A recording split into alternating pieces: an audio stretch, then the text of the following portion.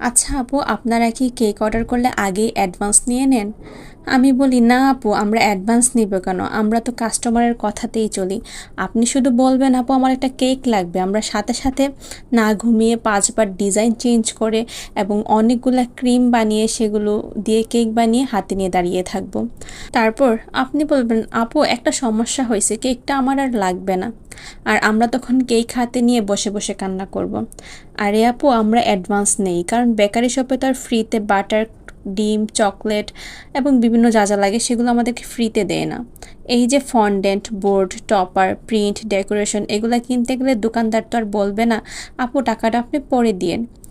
তারপরে কিছু কিছু কাস্টমার এমন ভাব করে যেন অ্যাডভান্স চাইলে আমি তাদের জায়গা জমি সব লিখে নিতে চাচ্ছি।